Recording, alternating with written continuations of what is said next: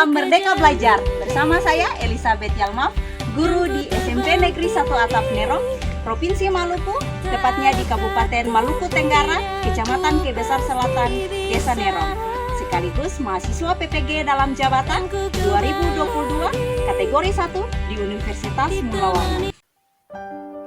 Baik, saya akan membacakan hasil kerja saya, yaitu menyusun cerita praktik baik atau best practice dengan menggunakan metode STAR, situasi, tantangan, aksi, refleksi, hasil, dan dampak terkait pengalaman mengatasi permasalahan siswa dalam pembelajaran. Adapun lokasi bertempat di SMP Negeri 1 Atap Nerong, lingkup pendidikan Sekolah Menengah Pertama. Tujuan yang ingin dicapai adalah untuk dapat memecahkan masalah literasi, yaitu kurangnya minat baca siswa, maka diharapkan siswa dapat meningkatkan motivasi belajar. Penulis, saya sendiri Elizabeth Yalmaf sebagai guru BK, Dr. Andus Ahmad MPD sebagai dosen pembimbing, Cut Nurjana sebagai guru pamong. Tanggal Kamis 15 September 2022. Untuk situasi, kondisi yang menjadi latar belakang masalah, motivasi belajar siswa menurun terjadi pada saat pembelajaran berlangsung yang ditandai dengan perubahan sikap pada siswa yang berdampak pada pembelajaran. Siswa merasa bosan pada saat pembelajaran di kelas.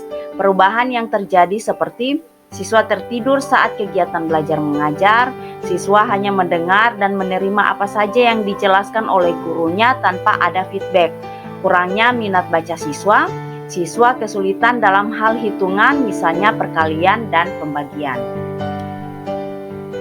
Praktik pembelajaran inovatif, saya menggunakan problem based learning, dan menurut saya metode ini sangat penting karena problem based learning merupakan salah satu model pembelajaran yang dapat menolong siswa untuk meningkatkan keterampilan yang dibutuhkan pada era globalisasi saat ini. Melalui praktik pembelajaran ini sangat memotivasi saya untuk melakukan perbaikan dalam proses pembelajaran di kelas, membantu siswa untuk mampu memahami materi pembelajaran sehingga dapat memperbaiki hasil belajar. Dan saya berharap semoga bisa menjadi inspirasi bagi rekan-rekan guru lain agar lebih berinovasi dan kreatif dalam mendesain proses pembelajaran yang lebih berpusat kepada siswa. Peran dan tanggung jawab saya dalam praktik ini adalah sebagai guru dan fasilitator yang bertanggung jawab sepenuh untuk melakukan proses pembelajaran ini secara efektif dengan menggunakan media dan metode pembelajaran yang tepat dan inovatif sehingga tujuan pembelajaran bisa tercapai sesuai yang diharapkan. Tantangan yang dihadapi untuk mencapai tujuan pembelajaran yaitu pertama, masalah faktor internal, yaitu berasal dari diri saya sebagai guru BK, di mana persiapan yang dilakukan mulai dari persiapan materi, pembuatan perangkat pembelajaran, penguasaan materi, serta strategi yang akan saya gunakan dalam proses pembelajaran berlangsung masih belum optimal. Yang kedua, masalah faktor eksternal, yaitu berasal dari luar seperti persiapan kelas, persiapan siswa, yakni membangun bonding dengan siswa, sarana dan prasarana yang belum memadai. Dan pada saat PPL Aksi 2 bersamaan dengan kegiatan PTS dan simulasi ANBK sehingga mencari waktu yang tepat untuk pelaksanaan PPL Aksi 2 ini sangat sulit. Kemudian pada saat proses pembelajaran berlangsung terdapat kendala pada jaringan internet sehingga beberapa kali live Zoom meeting. Siapa saja yang terlibat? Yang pertama saya sendiri sebagai guru BK. Yang kedua, siswa kelas 8A. Yang ketiga, rekan sejawat sebagai kameramen. Untuk aksi, langkah-langkah yang dilakukan untuk menghadapi tantangan di atas adalah 1. Mempersiapkan diri sebaik mungkin mulai dari persiapan materi, perangkat pembelajaran, penguasaan materi, serta strategi yang digunakan pada saat pembelajaran berlangsung. 2. Mempersiapkan kelas yang akan dipakai. 3. Membangun bonding dengan siswa sebaik mungkin. Mempersiapkan sarana prasarana yang akan digunakan seperti laptop, HP, tripod, speaker, mic, PPT, serta kuota internet. Kemudian membangun komunikasi dengan pihak sekolah terkait jadwal kegiatan, mencari tempat yang tepat untuk jaringan internet yang baik.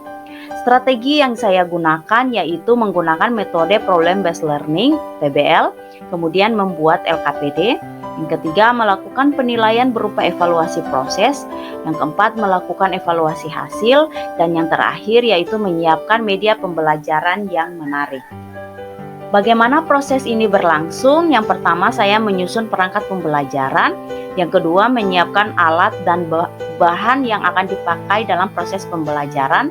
Kemudian ada tahap awal atau pendahuluan, di mana di dalamnya terdapat pernyataan tujuan, penjelasan tentang langkah-langkah kegiatan, mengarahkan kegiatan atau konsolidasi, tahap peralihan atau transisi.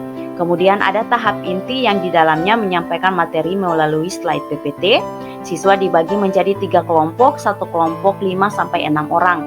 Menayangkan sebuah video dan meminta siswa untuk memperhatikan video tersebut. Memberikan tugas kepada masing-masing kelompok dan siswa berdiskusi. Kemudian siswa mempresentasikan hasil diskusi. Dan yang terakhir yaitu guru BK memberikan semangat kepada siswa berupa permainan atau ice breaking. Kemudian yang terakhir ada tahap penutup yang di dalamnya memuat kesimpulan yang dilakukan oleh guru dan siswa. Kemudian siswa mengerjakan LKPD yang sudah disiapkan. Dan yang terakhir yaitu melakukan tindak lanjut berupa evaluasi hasil. Siapa saja yang terlibat dalam kegiatan aksi 2 ini? Yang pertama, saya sendiri sebagai guru BK, siswa kelas 8A, kemudian rekan sejawat sebagai kameramen.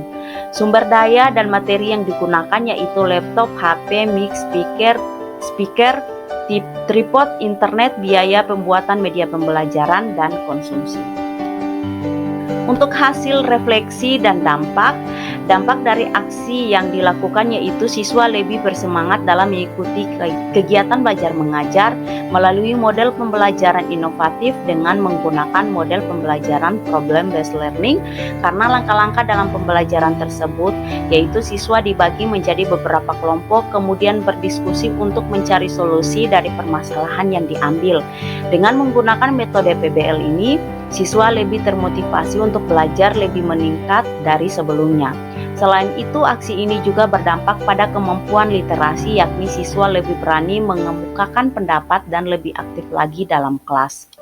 Dilihat dari tercapainya tujuan dalam pembelajaran dan melalui hasil evaluasi siswa, maka dapat disimpulkan bahwa metode yang digunakan hasilnya adalah efektif.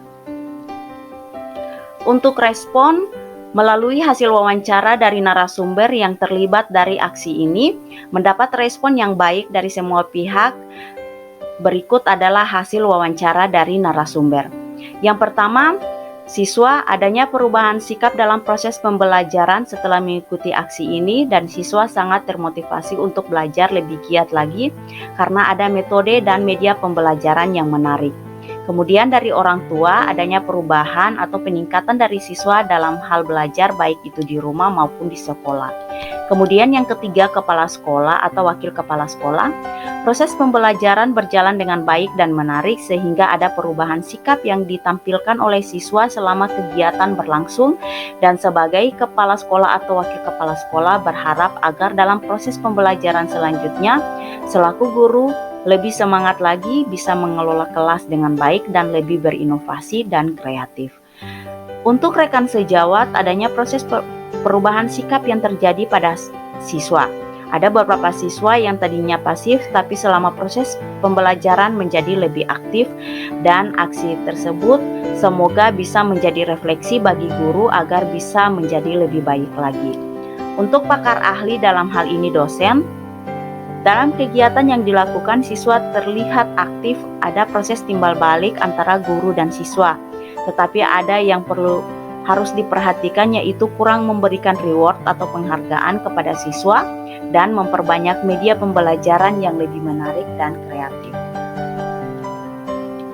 Untuk faktor keberhasilan dari metode pembelajaran yang digunakan adalah adanya kemampuan guru terhadap model dan media pembelajaran yang digunakan, serta pembelajaran berjalan efektif dan lebih menyenangkan. Model problem based learning dapat membangun kepercayaan diri siswa.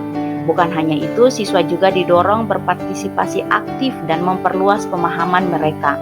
Metode ini memberikan kesempatan kepada siswa untuk menguasai keterampilan pemecahan masalah, meskipun pemikiran, kerja tim, komunikasi, manajemen waktu, dan penelitian.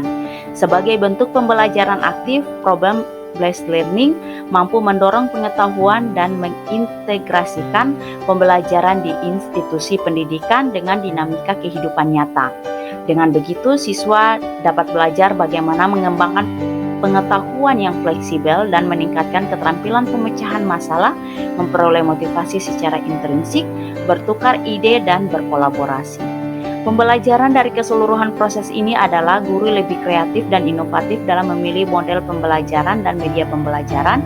Dengan tujuan dalam proses pembelajaran, siswa lebih termotivasi lagi untuk belajar dan siswa lebih aktif lagi dalam proses kegiatan belajar mengajar, serta memahami apa yang disampaikan oleh guru. Selain itu, sosok guru memiliki peran sangat penting dalam proses menciptakan generasi penerus yang berkualitas, baik secara intelektual maupun akhlaknya, sehingga kelas dapat berhasil meneruskan estafet kepemimpinan bangsa. Tugas dan tanggung jawab guru sangatlah besar, tidak sekedar menyampaikan materi pelajaran. Jika peran seorang guru hanya terbatas dalam hal ini saja, maka tidak heran jika lambat laun guru akan punah dan digantikan oleh teknologi atau buku-buku pelajaran. Maka dari itu, guru dituntut untuk mengikuti perkembangan zaman dan lebih inovatif dan kreatif dalam melaksanakan proses pembelajaran. Demikian hasil kerja saya, semoga bermanfaat. Terima kasih. Selamat siang Talita. Siang, Bu. Oke, sebelumnya Ibu mengucapkan terima kasih karena Talita boleh meluangkan waktu sebentar untuk Ibu. Nah, di sini Ibu akan melakukan wawancara terkait dengan pembelajaran kita kemarin. Nah, Talita sudah siap? Siap, Bu. Oke, kita sama-sama melakukan pembelajaran kemarin. Apa perubahan yang Talita rasakan di dalam kelas? Apakah Talita sudah termotivasi belajar atau seperti apa? Lebih semangat dalam belajar, berprestasi, Bu. Oke, keseluruhan pembelajaran kemarin itu ada perubahan yang Talita rasakan. Jadi pembelajaran kemarin dikatakan berhasil atau tidak? Oke, selamat siang Ibu. Siang Ibu. Ya baik, terima kasih Ibu Rosa untuk waktu kesediaan untuk saya melakukan wawancara di saat ini terkait dengan pembelajaran proses pembelajaran kemarin yang saya lakukan bersama dengan anak-anak. Salah satunya adalah anak Ibu sendiri. Saya ingin bertanya di rumah, mungkin sebelum proses pembelajaran saya kemarin itu mungkin dalam belajarnya itu dia kurang semangat atau seperti apa, jadi bisa sampaikan. Terima kasih. Ya, saya sebagai orang tua dari anak yang mengikuti kegiatan yang Ibu lakukan. Pada awalnya anak saya itu sebelum ada kegiatan yang Ibu lakukan, dia memang orangnya sedikit malas, ya kurang bersemangat. Setelah apa yang Ibu berikan, tugaskan kepada mereka, kepada dia, lalu semangat, ya, semangatnya luar biasa. Jadi kesimpulan dari seluruh kegiatan pembelajaran kemarin itu adanya terjadi proses perubahan dari peserta didik itu sendiri. Selamat siang Pak Yus. Iya, baik. Pak Yus di sini kapasitasnya sebagai wakil kepala sekolah dan juga sebagai guru PKN, guru mata pelajaran PKN. Nah, Pak Yus, sebelumnya saya mengucapkan terima kasih karena sudah meluangkan waktu sebentar. Di saat ini saya akan melakukan wawancara. Oke, Pak. Jadi di sini saya ingin bertanya terkait dengan proses pembelajaran kemarin, Pak. Sesuai dengan video yang sudah Bapak lihat. Tapi kesimpulan secara keseluruhan dalam proses pembelajaran itu ada perubahan yang Bapak lihat sekilas dari video itu, apa yang Bapak lihat? Jadi dari apa yang saya lihat bahwa sisi kan ada yang lebih kaku, lebih diam, tapi semacam yang Ibu sampaikan itu sangat memotivasi untuk berani untuk bertanya. Baik, kita tadi berbicara kapasitas Bapak sebagai wakil kepala sekolah. Nah, di saat ini saya akan bertanya terkait dengan kapasitas Bapak sebagai seorang guru mata pelajaran yang setiap saat bertatap muka dengan peserta didik di dalam kelas. Kesimpulan dari keseluruhan pembelajaran kemarin itu seperti apa? Ya, jadi kesimpulan untuk semua proses pembelajaran yang dilakukan oleh Ibu ya. Ya, itu kesimpulannya adalah bagaimana kita menjadi guru yang bisa berinovatif dalam melaksanakan kita punya tanggung jawab.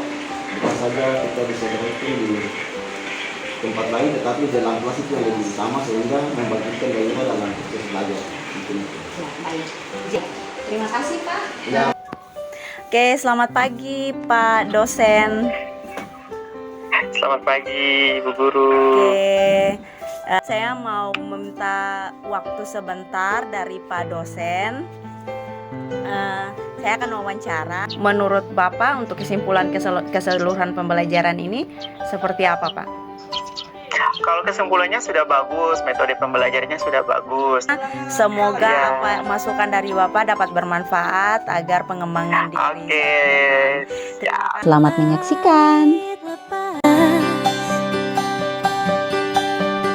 Terkadang kita lupa dunia ini tak akan selamanya menunggu kita menaklukkan ragu, beranikan diri, kan ku kejar mimpi.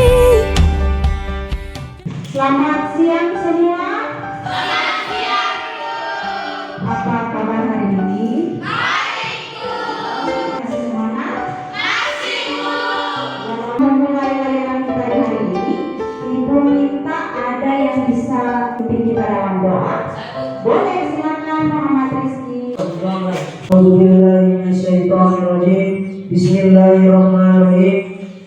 Alhamdulillahi rabbil alamin, arrahmanir rahim, maliki yaumiddin, iyyaka na'budu wa iyyaka nasta'in, ihdinas siratal mustaqim, siratal ladzina an'amta 'alaihim, ghairil maghdubi 'alaihim waladdallin. Amin. Selesai. Kita semuanya berdiri. Tepuk terima kasih. Mulut ini, hati ini, mau bilang terima kasih. Tujuan layanan kita di hari ini, yang pertama, Ibu mau kalian bisa menyimpulkan pengertian motivasi belajar. Kemudian yang kedua, Ibu ingin kalian bisa memperinci jenis-jenis motivasi belajar. Yang ketiga, Ibu ingin agar kalian bisa memilah faktor-faktor yang mempengaruhi motivasi belajar.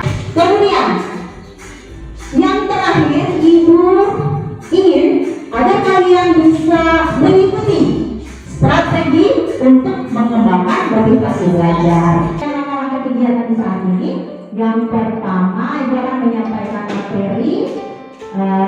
materi melalui PPT. Kemudian Ibu akan membagi kelompok, di kelompok kecil.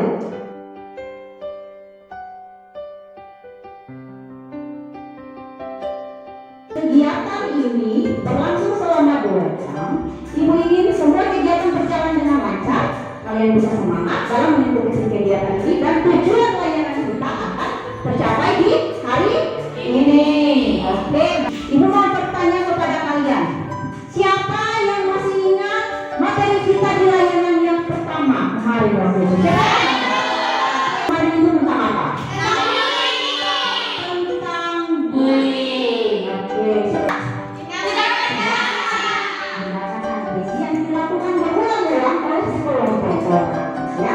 Kemudian untuk dampak-dampak dari tindakan bullying itu sendiri itu seperti apa? Mempengaruhi mental seseorang. Ya. Siapa lagi? Selain dampak-dampak bullying mempengaruhi mental seseorang, boleh silakan Tasya. Prestasi belajar menjadi menurun. Prestasi belajar menjadi menurun. Ya. Ngomong tentang prestasi belajar menurun. Kita lihat apa itu motivasi belajar. Motivasi berasal dari bahasa Inggris. Motivasi belajar dari bahasa Inggris yaitu motif atau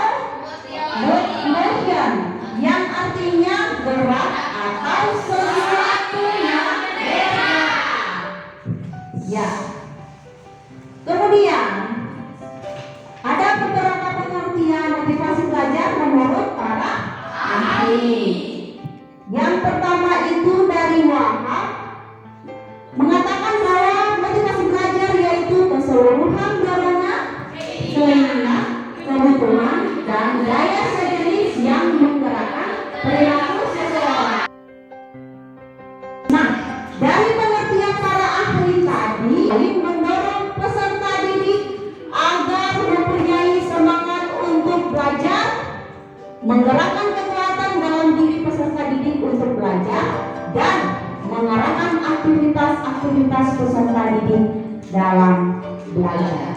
Oke, itu yang dimaksud dengan pengertian dari motivasi belajar. Baik, kemudian yang berikut kita lihat Nanti dan Fujioka mengatakan bahwa ada dua jenis motivasi belajar. Yang pertama yaitu motivasi primer. Kalau kita berbicara tentang motivasi primer, artinya kita berbicara tentang biologis jasmani kita, ya. Oke. Kemudian yang kedua, motivasi sekunder. Jenis-jenis motivasi belajar dari Omar Fadali ada dua. Motivasi intrinsik dan motivasi ekstrinsik. Faktor-faktor motivasi ada dua faktor. Yang pertama faktor intern dan faktor ekstern. Kalau kita mau sukses, kalau kita ingin mencapai tujuan, maka kita harus punya strategi. Strategi itu apa saja? Kita lihat yang pertama, berusaha membuka diri. Kemudian yang kedua, mencari teman untuk belajar. Ya, jangan mencari teman untuk bermain. Kalian bisa paham? Bisa. Jangan membagikan kalian dalam 3 kelompok. Ya.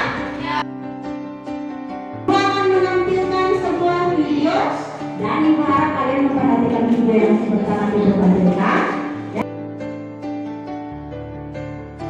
Tugas kalian adalah menjawab 2 pertanyaan. Pertanyaan yang pertama, jelaskan mengapa belajar itu penting. Sudah? Oke, yang kedua, apa manfaat dari belajar? Kan ku kejar mimpi dan ku terbang tinggi. Kelompok masing-masing sudah siap? Terima kasih atas kesempatan yang diberikan guru dan teman kepada kami kelompok 1. Kami kelompok 1 akan berkonsultasikan hasil kerja kami kepada teman saya Islam.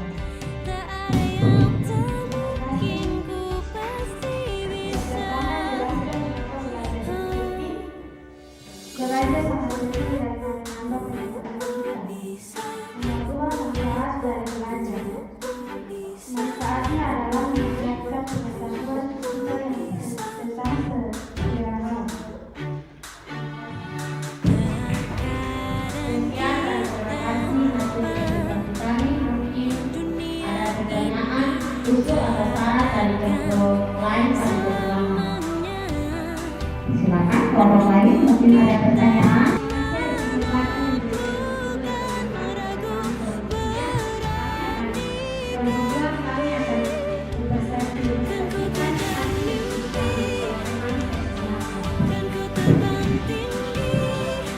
Jelaskan mengapa belajar itu penting. Karena kita membawakan dan mewakili sekolah yang menggapai tujuan. 2. Apa manfaat dari belajar? Jadi semangat dalam menggapai cita-cita dan bergerak.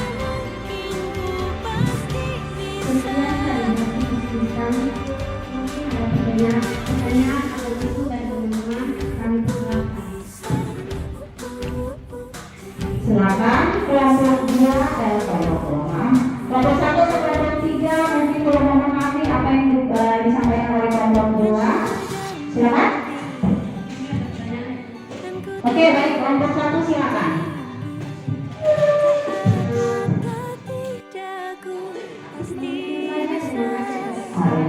Jadi sudah puas?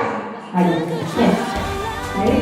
Mari tepuk tangan untuk kelompok yang sudah memahami tentang apa itu belajar, ya? Manfaat dari belajar, kalian boleh berdiri. Pasti bisa, tak ada yang tak mungkin. Ku pasti bisa.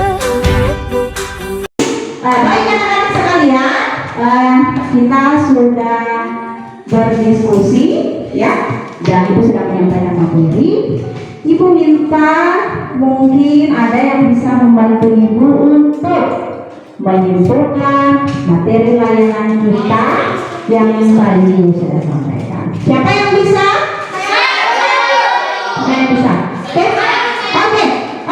Ibu minta mungkin Wena bisa menyimpulkan materi layanan kita di hari ini? Boleh, silakan Wenan. Berdiri. Terima kasih atas kesempatan yang diberikan guru kepada saya. Ya. Motivasi dari kita belajar. Ya. Motivasi belajar menurut saya adalah dorongan diri dari kebebasan diri sendiri agar lebih baik lagi. Kemudian ada dua jenis motivasi belajar, yaitu Instrinsi dan ekstrinsi. Oke, baik, terima kasih, tepuk tangan dulu. Siapa lagi yang bisa membantunya? Oke, Ibu minta Agustina, jadi satu cowok, satu cewek. Agustina untuk menyimpulkan. Terima kasih atas kesempatan yang diberikan Ibu.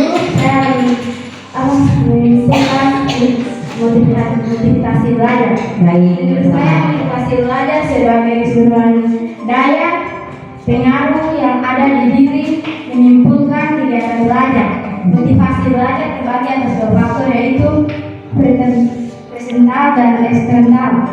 Presental itu yang ambil dari dalam diri, eksternal itu yang ambil dari luar lingkungan. Baik, terima kasih.